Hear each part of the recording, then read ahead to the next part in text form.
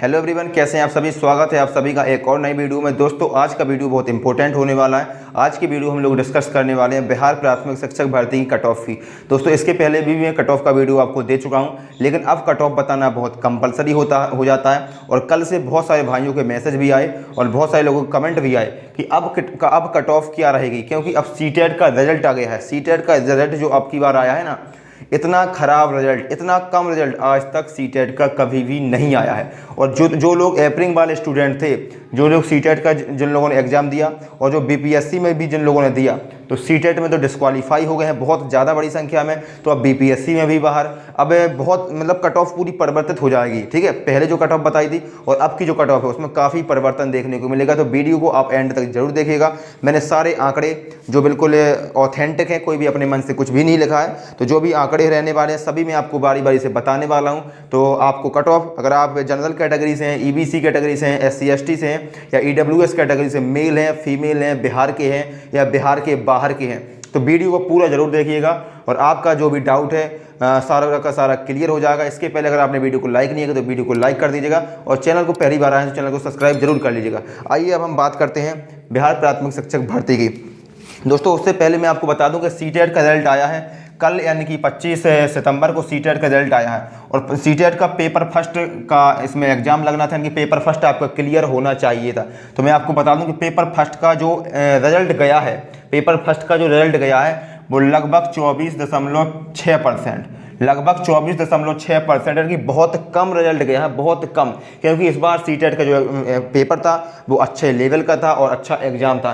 तो paper first में मात्र 24% लोग ही, यानी कि 24 या 25% लोग ही पास कर पाए हैं। बकाया जो 75% लोग हैं वो सीटेट के पेपर फर्स्ट में डिस्क्वालीफाई हो गए हैं। ठीक है, तो मैंने एक आपको बता दिया कि पेपर फर्स्ट में बहुत कम पास हो पाए हैं। अब मैं बात करता हूँ कि बिहार प्राथमिक शिक्षक भर्ती को लेकर क्या होने वाला है। ठीक है, तो आइए दोस्तों यहाँ पर फोकस करिए एक मिनट कि सीटेट रिजल्ट के बारे में मैंने बताया आपको कि सीटेट का कल रिजल्ट आया है और जो सीटेट का रिजल्ट गया है वो लगभग 24.6% गया है ऑल इंडिया का, यानी कि ऑल इंडिया का 24.6% लोग ही सीटेट के पेपर फर्स्ट में क्वालिफाई कर पाए हैं। अब मैं बात करूं बिहार की कि बिहार में कितने लोग सीटेट में पास हो पाए हैं, कितने लोगों ने एग्जाम दिया था। तो जब सीटेट का रिजल्ट ऑल इंडिया में लगभग 15 लाख लोगों ने दिया था, 15 लाख में से लगभग 3 लाख लोग क्वालिफाई कर पाए हैं ऑल इंडिया की। अगर मैं बात करूं बिहार की, मैं बिहार की बात करूं तो बिहार में लगभग 4.5 लाख, बिहार में लगभग 4.5 लाख लोगों ने सीटेट का पेपर फर्स्ट का एग्जाम दिया था। ठीक है, अब कितने लोग क्वालिफाई कर पाए हैं, तो बिहार का जो रिजल्ट गया है वो मात्र 7%, यानी कि सीटेट के पेपर फर्स्ट को बिहार में सिर्फ 7% लोग ही क्वालिफाई कर पाए हैं। ठीक है, अब इतने कम संख्या में लोग क्वालिफाई कर पाए हैं तो जो बीपीएससी कट ऑफ है वो और कम होने वाली है। दोस्तों वीडियो को पूरा जरूर देखिएगा। अगर आप वीडियो को बीच में छोड़ देते हैं तो आपको कुछ भी समझ में नहीं आएगा, क्योंकि मैं वीडियो में आपको पूरा डिटेल में एनालिसिस करने वाला हूं। तो वीडियो को लास्ट तक जरूर देखिएगा। अब मैं बात करूं बीएड की, आप सभी को पता है कि बीपीएससी आयोग द्वारा जो सूचना आई थी कि बीएड के रिजल्ट पर रोक लगा दी गई है, बीएड को बाहर कर दिया गया है। ठीक है, आप मानो जो बीएड वाले कैंडिडेट हैं वो माने या ना माने, लेकिन बीएड का रिजल्ट प्राइमरी का बीपीएससी में नहीं आएगा। मैं आपको बता दिया है मैंने कि बीएड का रिजल्ट नहीं आएगा। ठीक है, काफ़ी लोगों को अभी भी ट्रस्ट नहीं है, काफ़ी लोग कह रहे हैं कि आप सर झूठ बोलते हैं, जो भी बोलते हैं। तो बीएड का रिजल्ट आएगा, तो बीएड का रिजल्ट नहीं आएगा। बीएड के रिजल्ट पर रोक लगी है, सिर्फ और सिर्फ डीएलएड का रिजल्ट ही आएगा। अब मैं आपको बता दूं कि बीएड के कितने संख्या थे, बीएड के जो संख्या थी वो कितनी थी, यानी कि कितने लोगों ने अप्लाई किया था। तो बीएड के जो स्टूडेंटों की संख्या थी, बीएड के जो स्टूडेंटों की संख्या थी वो लगभग 3,90,000 थी, यानी कि 3,90,000 बीएड के स्टूडेंट थे। ठीक है, और जो डीएलएड के स्टूडेंट थे वो लगभग 3,80,000 थे, 3,80,000 थे।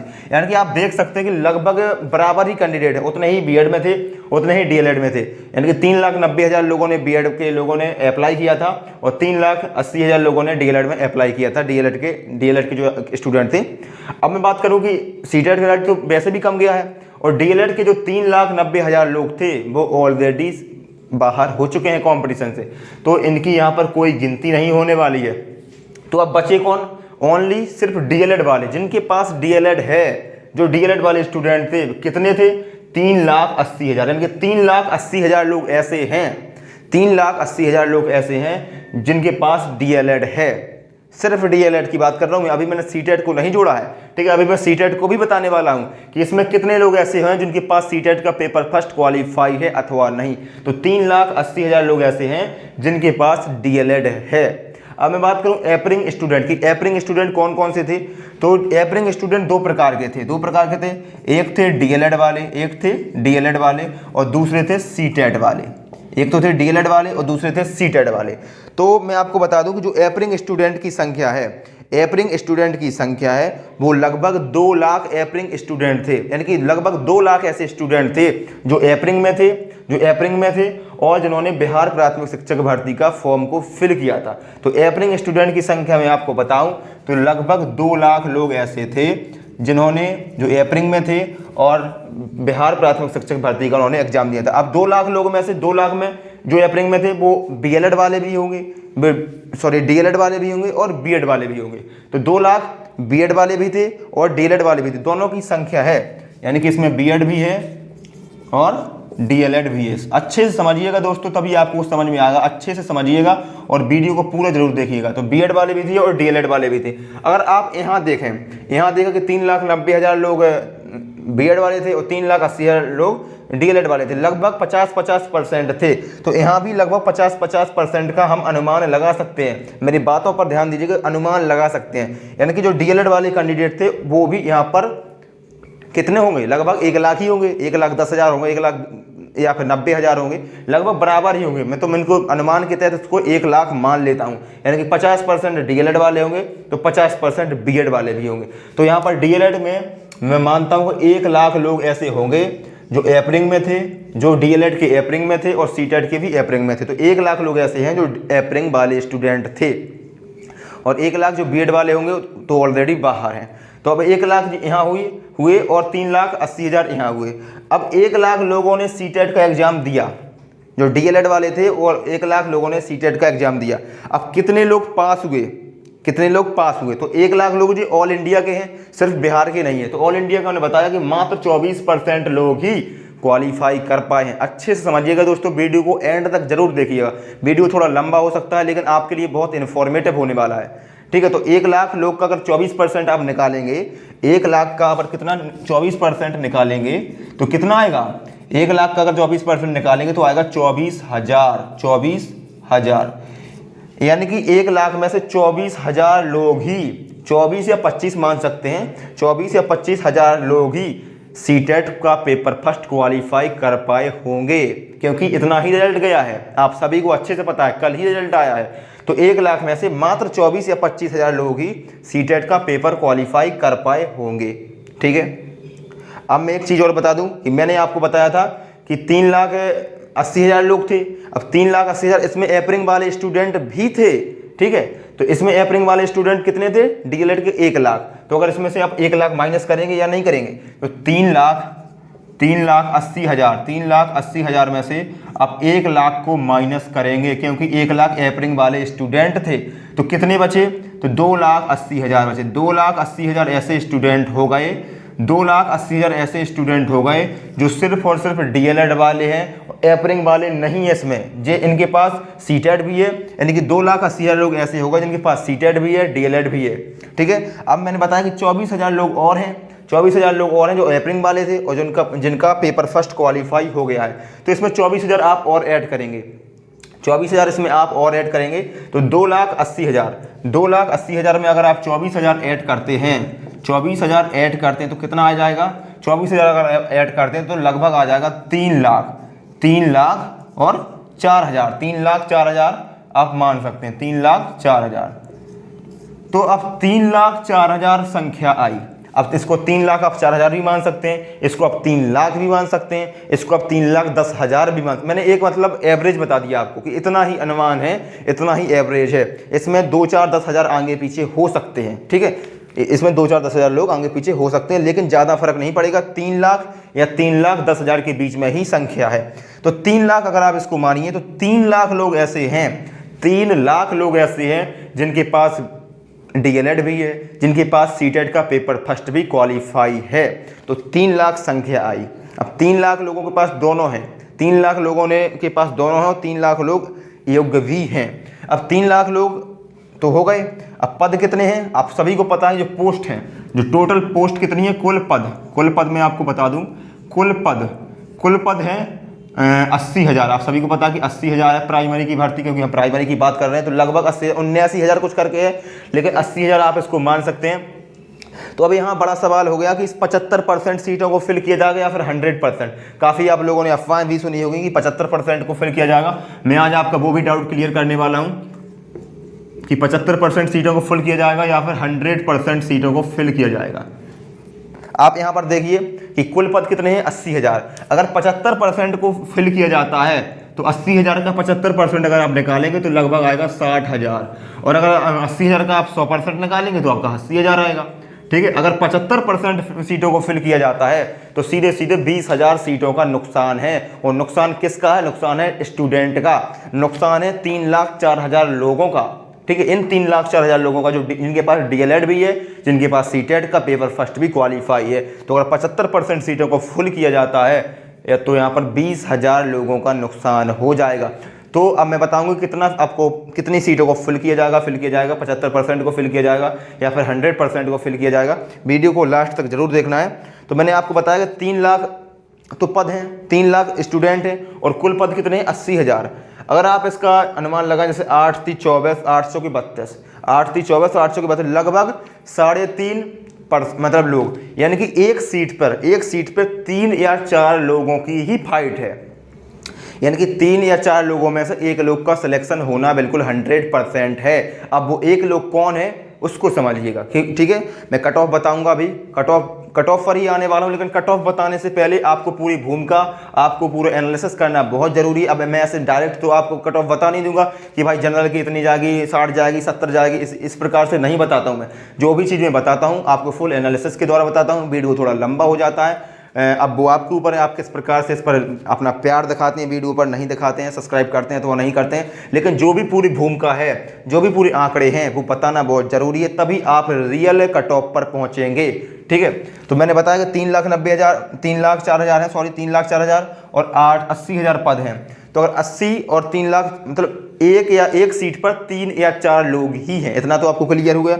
अब मैं आगे की चीज़ बता दूंगा आपको। ठीक है, तो चलिए अब हम लोग बात करते हैं कट ऑफ कितनी रहेगी। कट ऑफ कितनी रहेगी, इतना मैंने आपको भूमिका बता दिया है। आपको एक अनुमान लग जाएगा कि आपका कंपटीशन कितना है। बहुत कम कंपटीशन है, सीटेट का रिजल्ट बहुत कम गया है। अगर आपका सीटेट क्वालिफाई है, आप एवरिंग वाले थे, तो आपको बहुत बहुत कॉन्ग्रेचुलेसन्स, और आपके पास पहले का सीटेट है तो और अच्छी बात है। और बीएड के लोग भी 3,90,000 बाहर हैं, सिर्फ और सिर्फ डीएलएड के लोग ही हैं। एवरिंग वाले स्टूडेंट में काफ़ी लोग बाहर हैं, कुछ डीएलएड के भी होंगे, और डीएलएड में भी बैक लग जाता है। काफ़ी लोग कहते हैं कि डीएलएड में बैक नहीं लगता, तो डीएलएड में भी बैक लग जाता है, और जिनका बैक लग जाएगा तो वो लोग भी बाहर हैं। अब हम लोग बात करने वाले हैं सीधे कट ऑफ की, तो वीडियो को बनी रहिए। अब हम आइए दोस्तों, अब हम लोग बात करते हैं कट ऑफ कितनी रहने वाली है आप लोगों की। ठीक है, तो बारी बारी से अपनी कैटेगरी के आधार पर अपनी कट ऑफ को समझते जाइएगा, और आप लोग बताइएगा कमेंट करके कि आपका कितना स्कोर बन रहा है, और उसी के अकॉर्डिंग कट ऑफ रहने वाली है। तो दोस्तों मैंने पूरा आपको पहले एनालिसिस बता दिया है कि कितने लोग एवरिंग में थे, कितने लोग डीएलएड वाले थे, कितने लोग सीटेट वाले थे, कितने लोग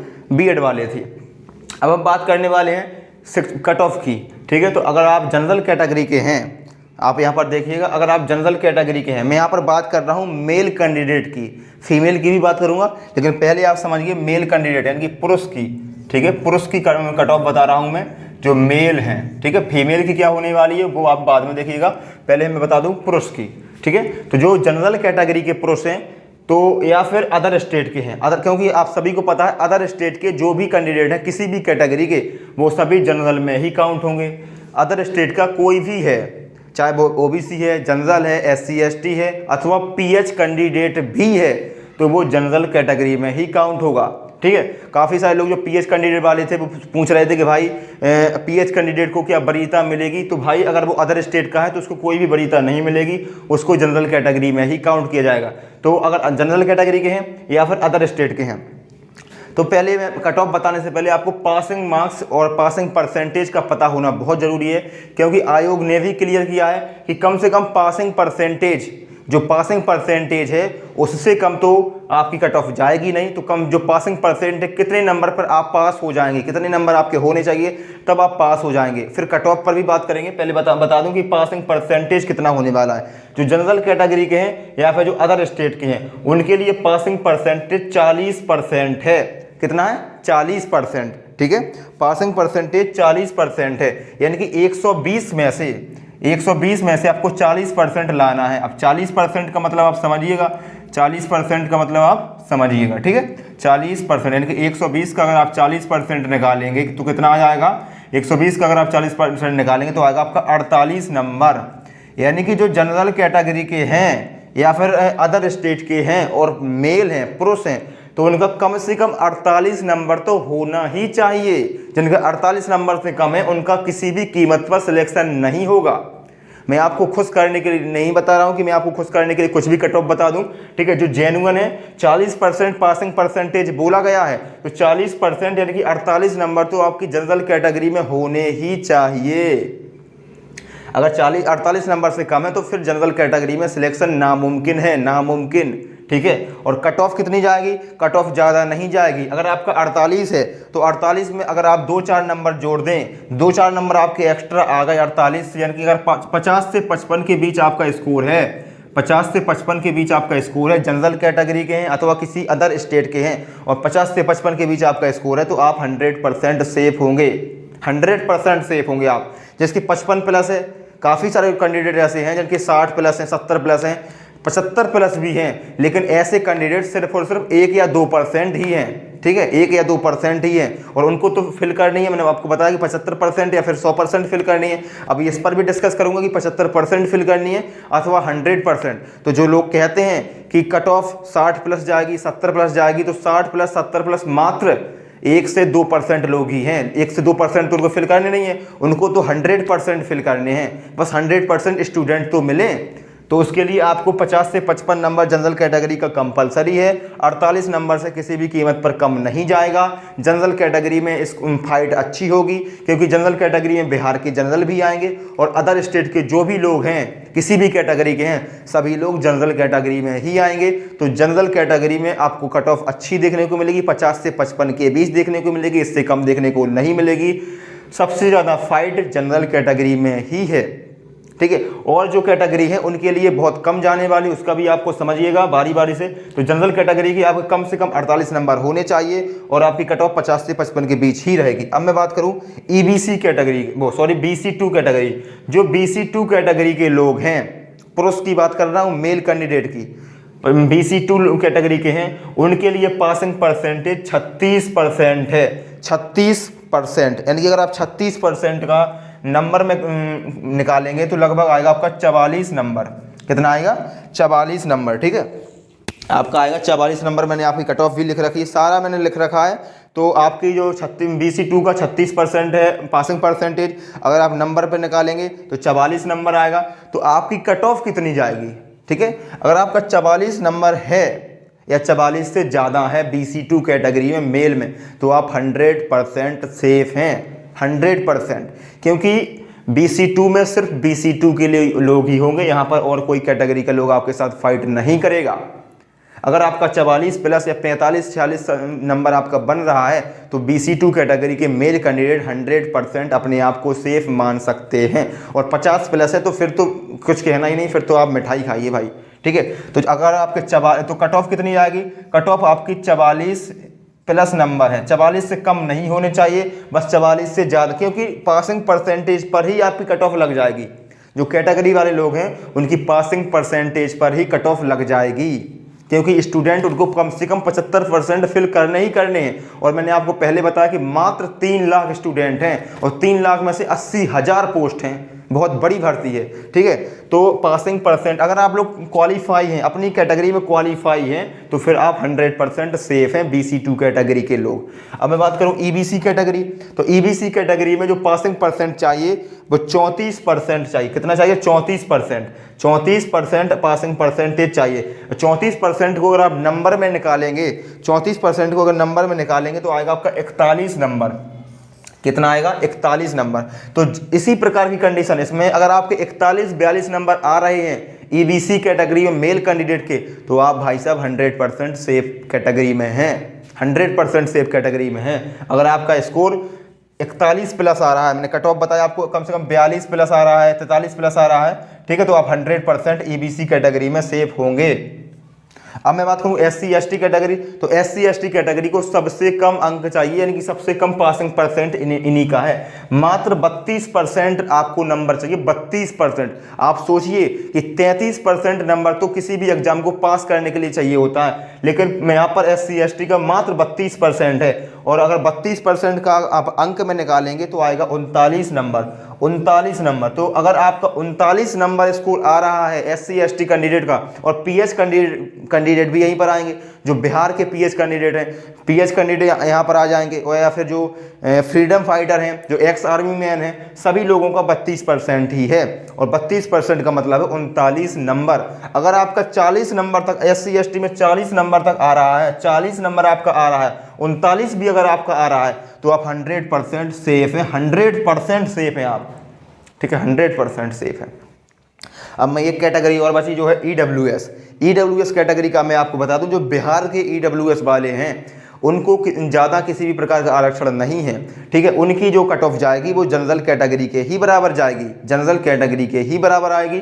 आपको 40% ही पासिंग नंबर चाहिए होंगे, तो आपकी जो कट ऑफ जाएगी वो 50 से 55 के बीच ही रहेगी, 50 से 55 के बीच ही आपकी कट ऑफ रहने वाली है। तो मैंने बारी बारी से आपको बताया कि जनरल कैटेगरी में आपकी 50 से 55 नंबर है, तो आप 100% सेफ हैं।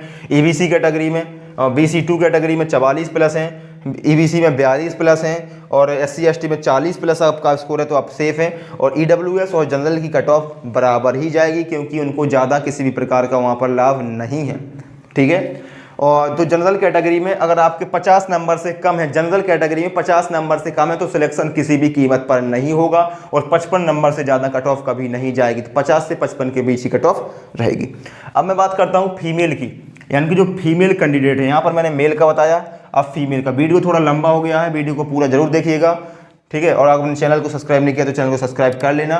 फीमेल की बात करते हैं, तो आप देख सकते हैं कि फीमेल के लिए 50% सीटों का रिजर्वेशन है, 50% सीटें, यानी कि जितनी भी टोटल सीटें हैं, यानी कि 80,000 अगर पोस्ट हैं, तो 80,000 में से 50% सीटें महिलाओं के लिए हैं और 50% सीटें पुरुषों के लिए हैं। तो 50% सीटों में सिर्फ और सिर्फ पुरुष वाले लोग सेलेक्ट हो गए, और 50% सीट, यानी कि सीट का रिजर्वेशन कितना है, तो महिलाओं के लिए 50% है।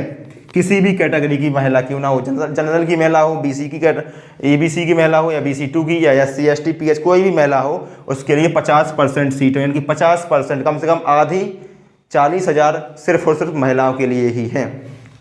अब मैं बात करूं महिलाओं के लिए कितनी कट ऑफ जाएगी, महिलाओं के लिए पासिंग परसेंटेज कितना है। तो जो बिहार की महिला हैं, बिहार की जो महिलाएं किसी भी कैटेगरी को, उनको मात्र 32%, मात्र 32% पासिंग परसेंटेज है।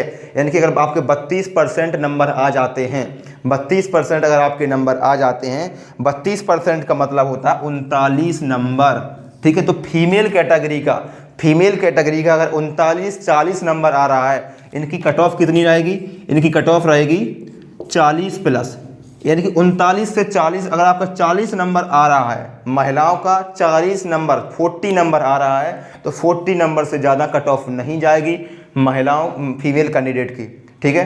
तो दोस्तों मैंने बारी बारी से आपको बताया कि आपकी कट ऑफ कितनी रहने वाली। उसके पहले मैंने पूरा एनालिसिस किया, सीटेट में कितने लोग फेल हुए, सीटेट में एपरिंग वाले भी थे, बीएड के कैंडिडेट भी बाहर हुए, और डीएलएड में कितने स्टूडेंट थे। तो आपको वीडियो पसंद आया तो वीडियो को लाइक करना है, और चैनल पर पहली बार आए तो चैनल को सब्सक्राइब कर लेना है, ठीक है, क्योंकि बहुत सारी मेहनत लगती है। आप सभी देख रहे हैं काफ़ी वीडियो लंबा भी हो गया है, तो इस छोटे से वीडियो को बनाने को पीछे काफ़ी सारी मेहनत होती है। तो वीडियो को लाइक जरूर करिएगा, चैनल को सब्सक्राइब जरूर करिएगा। और अगर आपने अभी तक टेलीग्राम और मेरे इंस्टाग्राम से नहीं जुड़े हैं, तो टेलीग्राम और इंस्टाग्राम की दोनों की लिंक डिस्क्रिप्शन में दी गई हुई। टेलीग्राम पर कोई भी न्यूज आती है आपको बिहार प्राथमिक शिक्षक भर्ती से संबंधित, या फिर कोई भी उत्तर प्रदेश या राजस्थान कोई भी प्राथमिक शिक्षक भर्ती आती है, कोई भी शिक्षक भर्ती आती है, तो उससे संबंधित कोई भी न्यूज आती है, आपको सबसे पहले मैं टेलीग्राम पर दे देता हूं। तो टेलीग्राम और इंस्टाग्राम पर अभी तक ज्वाइन नहीं किया है, तो दोनों के लिंक डिस्क्रिप्शन में है, दोनों को ज्वाइन कर लीजिएगा। मिलते हैं अगले वीडियो में, तब तक के लिए धन्यवाद। जय हिंद।